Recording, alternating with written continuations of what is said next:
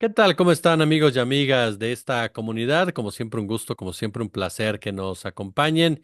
Finalmente, durante la madrugada de este miércoles, la reforma judicial fue aprobada en la Cámara de Senadores con mayoría calificada por 86 votos, después de una jornada sumamente polémica, una jornada por supuesto que tuvo de todo, tal y como se esperaba, y ahora pasa a los congresos locales en donde ya hemos visto escenas verdaderamente complicadas de mucha agresión por parte de los opositores, tanto del lado de los trabajadores del Poder Judicial como, por supuesto, también de los partidos Acción Nacional y Revolucionario Institucional. Vamos a platicar precisamente de esta reforma, de lo que significa, de lo que viene, lo que representa, con mi querido John Ackerman, a quien saludo con muchísimo gusto. John, ¿cómo estás?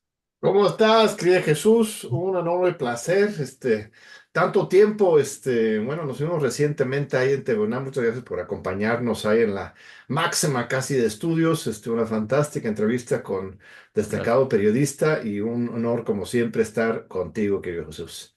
No, hombre, el honrado siempre soy yo, mi querido John. Pues yo a la entrada te preguntaría, la reforma judicial, escuchamos voces, leemos escritos de la derecha diciéndonos es el apocalipsis, es la dictadura, es la monarquía. ¿Qué dimensión tiene la reforma judicial, John?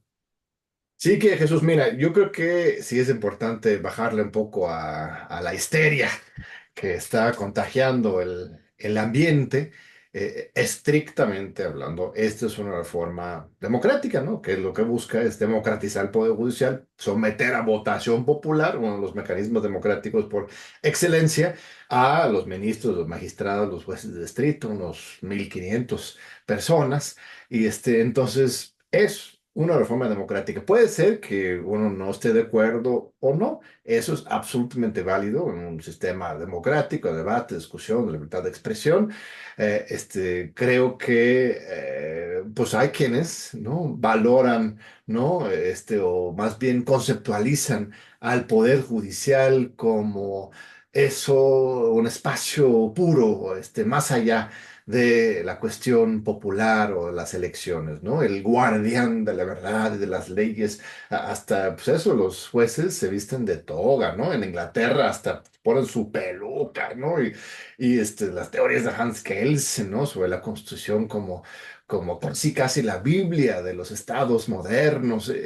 Hay toda una concepción jurídica que efectivamente este planteamiento de las elecciones para los jueces les parece absolutamente aberrante, ¿no? Pero si nos ubicamos más allá de esa sola posición, vemos de manera más global, en derecho comparado, de manera histórica, en México mismo, los Estados Unidos, Japón, Bolivia, o sea, este es un mecanismo aceptable, diferente, por cierto, por supuesto, que tiene riesgos, por supuesto, hay que cuidar mucho a la hora de estas elecciones de los jueces, de los magistrados y ministros. No se acabó ahora la batalla, es apenas el inicio de la reforma judicial. Bien, vendrán después las leyes secundarias, vendrán las mismas elecciones, vendrá todo el proceso de renovación del Poder Judicial. Pero esta reforma de ninguna manera puede calificarse como una reforma autoritaria y mucho menos dictatorial. Tiene una intencionalidad democrática, insisto. Puede ser una visión democrática diferente a otros, pero es una reforma democrática porque estamos sometiendo a elecciones los jueces. Y además, aparte, está toda esa parte del control, la autonomía de lo que era el Consejo de Judicatura Federal. Ahora ya va a tener autonomía este Tribunal de Disciplina, para realmente llamar a cuentas a los jueces. La administración del Poder Judicial también va a tener su autonomía, sus propios consejeros. La verdad es que es un paso adelante. Si Andrés Manuel y Claudia fueran realmente autoritarios, ellos mismos lo han dicho muchas veces, y quisieran copar y controlar el Poder Judicial, lo que ellos harían es, pues, no reformar absolutamente nada, sino simplemente nombrar a los ministros, amigos que ellos quisieran. Lo que ellos están proponiendo es una reforma de largo plazo. Entonces, realmente es absurdo descalificarlo como una reforma supuestamente autoritaria. Eso no significa que no haya lugar para un debate sobre nuestros conceptos del Poder Judicial y también sobre la necesidad de cuidar. mucho de estas elecciones de los jueces, porque van a participar pocas personas, ¿eh? Eso está claro. En las elecciones que no son para presidente de la República o para Congreso de la Unión, típicamente participan pocas personas. Por ejemplo, la elección constituyente, no sé si recuerdas, será Ujú. 2015, será, si no me equivoco, la elección para integrar el constituyente de la Ciudad de México. Una elección muy importante, de gran relevancia, porque van a ser los padres y madres fundadoras de la Ciudad de México. Muy importante la elección. La Ciudad de México es muy consciente de la población, pero solo votó, si no me recuerdo, como un 30% de la votación. Y eso estaba muy bien, mucho más alto de lo que se esperaba incluso. Para los jueces, pues habría que primero eso fomentar a que la gente, mucha gente vote y que realmente sea una votación auténtica, porque sabemos que todavía se cometen prácticas de compra y coacción del voto, de manipulación mediática para influir en las opiniones, pues, el narco querrá participar o influir. Todas estas cosas son reales, no son, o sea, si bien la histeria de la oposición es una exageración absoluta, sí hay consideraciones que hay que tomar en cuenta, por supuesto, para que esta realmente implique un avance en el funcionamiento del Poder Judicial. Entonces, y la otra parte, bueno, una cosa es la forma y lo otro es el fondo, ¿no? El fondo está muy bien, me parece que la reforma judicial es muy positiva. No diría lo mismo de todas las reformas del 5 de febrero que presentó el observador, tendría algunas opiniones matizadas a algunos de ellos, pero esta reforma es pues, 95% positiva. La forma sí, creo que habría que tomar una pausa, querido Jesús, ¿no? Con toda franqueza, con toda autocrítica, sí hubo un acelere, un poco innecesario, ¿no? Sabemos que pues es el regalo de fin de año para Andrés Manuel, ¿no? Y se hicieron muchos debates y foros, pero sí se vio mal, ¿no? Que fuera tan acelerada, sin discusión, sin debate, y al final de cuentas el tema Yunes, pues sí fue un aguafiestas, ¿no? Ese aplauso de los morenistas, no morenistas a este señor que representa, bueno, el hijo y el papá, los dos tuvieron su actuación estelar. Si de repente le hace uno pensar dos veces, pues realmente vale la pena una reforma tan positiva a cambio de, pues, quién sabe qué negociación haya existido. Andrés Manuel lo niega. No dudo que haya estado aparte, pero otros quizás sí entran a alguna negociación con él. El hecho de que necesitamos más allá de eso a Yunes para aprobar esto, a ver, espérate, así. Yunes es el que va a decidir entonces cuáles reformas constitucionales se hacen y cuáles no a lo largo de este sexenio. Pues no podemos permitir ir en ese camino. Creo que sí es importante tener esa autocrítica, esa reflexión para asegurar que no nos emborrachemos tampoco de la felicidad del poder, sino que tengamos una certeza con respecto a dónde van las reformas de este nuevo sexenio, ¿no? Oye, en ese punto, por ejemplo, en parte para después entrar a lo que mencionas al final, pero al principio nos decías bajarle un poco a toda esta estridencia. ¿Por qué se genera esa estridencia, John? ¿Por qué vemos estos términos, el uso de estos términos como dictadura, como golpe de Estado?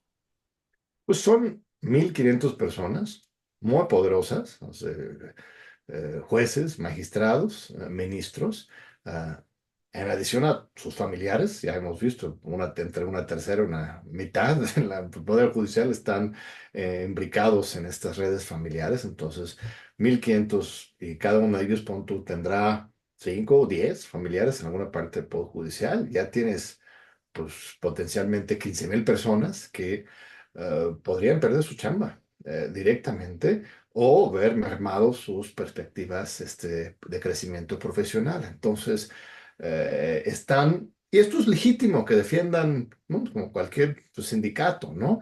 Defiende sus derechos laborales, pero están alterando el discurso porque en realidad no están en riesgo los demás, solamente estarían en riesgo los jueces, los magistrados y los ministros, y ni siquiera necesariamente, o sea, pueden ser ratificados si es que ganen elecciones, si es que tengan una legitimidad popular, si es que estén haciendo un buen trabajo, si son evaluados positivamente por la ciudadanía, ellos pueden seguir, pero implica un rompimiento absoluto de sus esquemas.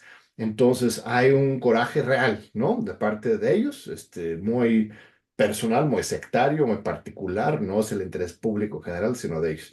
Y cuando juntamos ese interés personal con los grandes intereses económicos, que son los que más les convienen que las cosas sigan iguales, ¿no? O sea, este poder judicial se ha consolidado bajo el neoliberalismo, entonces nuestros jueces en la estructura en general del poder judicial está ya aprendido, se ha acostumbrado a servir en primer lugar el poder económico, el poder de la impunidad.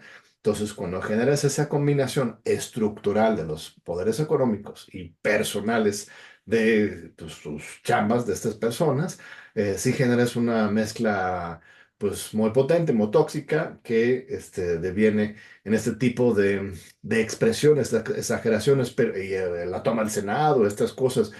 Creo que flaco favor están haciendo a su propia causa, la verdad, porque la gente apoya que se reforme el Poder Judicial y bueno, a la mayoría, ¿no? La sociedad, hay muchas encuestas y es una realidad, y al tirarse al piso así, creo que no están ganando mucho favor de la sociedad. Veremos lo que pasa y sobre todo va a depender de lo que realmente ocurra en la práctica. O sea, Claro. objetivamente, en unos 5 años, 10 años, el Poder Judicial va a funcionar mejor para defender los derechos de los pobres, la justicia, la eficiencia de la justicia va a avanzar más rápido, los jueces van a tener un mejor ejercicio o realmente pues no va a ser así. Entonces, eso es la historia y los hechos los que van a demostrar a la sociedad si esto realmente logró cuajarse, ¿no? Como forma judicial y yo creo que sí, no tiene que, o sea, en realidad no se está afectando la estructura del Poder Judicial, ¿no? Hay muchas personas que sienten que les va a afectar, pero en realidad se les va a ratificar a todos los de la estructura judicial e incluso a muchos de los magistrados y los jueces. Entonces, va a ser más gradual el cambio de lo que igual imaginaríamos. El papel del gobierno de Claudia Sheinbaum, a final de cuentas, aprueba la reforma durante todavía la gestión de Andrés Manuel López Obrador.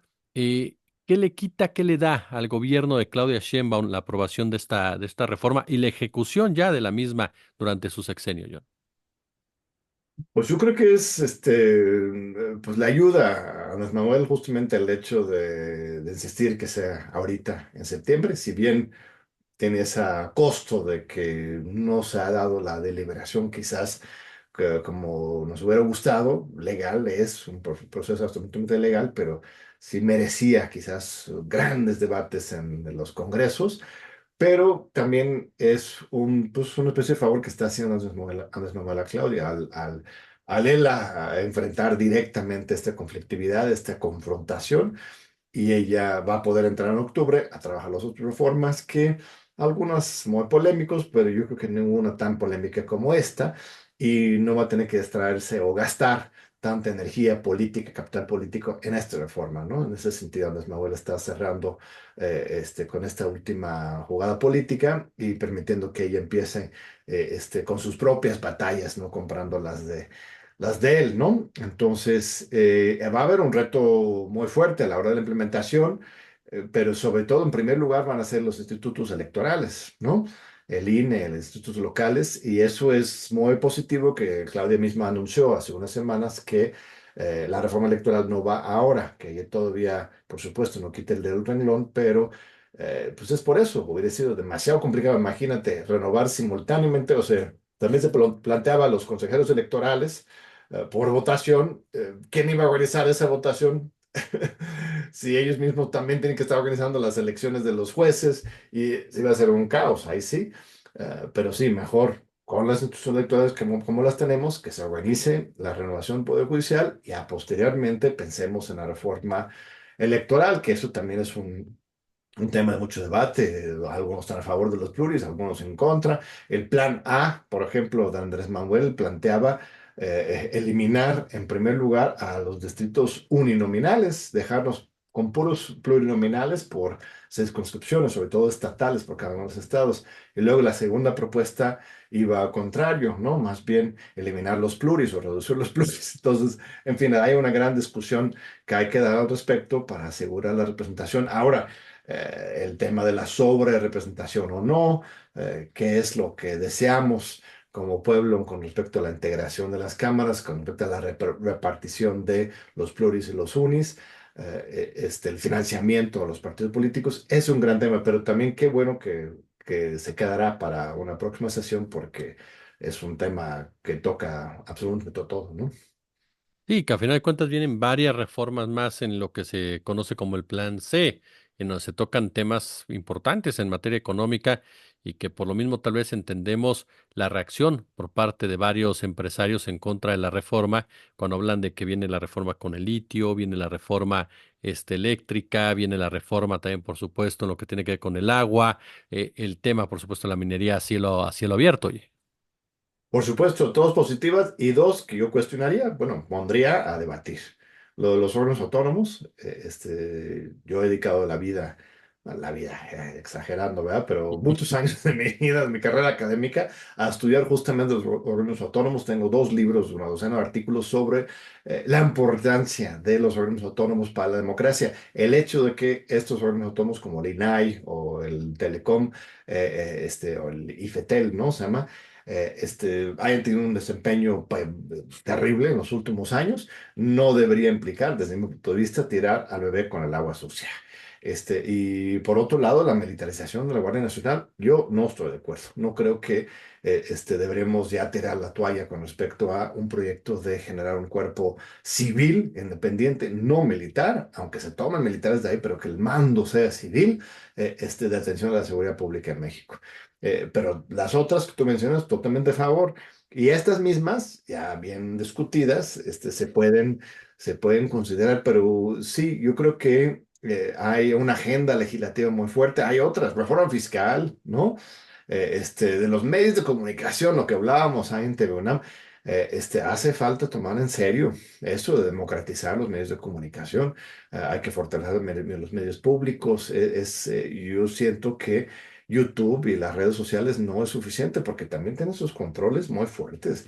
Estos redes sociales todos pertenecen a empresas extranjeras que no tienen ninguna intencionalidad de favorecer la democracia en México. Ya ves recientemente el conflicto entre Elon Musk y Brasil, ¿no? Recientemente Francia y Telegram, ¿no? Encarcelan al jefe de Telegram. Entonces, aquí hay grandes conflictos que están implicados, que no podemos imaginar que por estar en las redes sociales tenemos libertad absoluta. Tú mismo, aquí estamos en un programa de YouTube, pero si de repente se me fueran algunas palabras incómodas que aparecieran en el algoritmo, hasta te bajan la señal. Entonces, tenemos que estar luchando por la libertad de expresión todo el tiempo y a todas horas, y ese es otro pendiente. Totalmente. Mi querido John Ackerman, como siempre es un placer platicar contigo en esta comunidad. Al contrario, queridísimo Jesús, te mando un fuerte, fuerte abrazo, un lujo estar contigo, éxito a todos tus proyectos periodísticos y nos vemos muy pronto.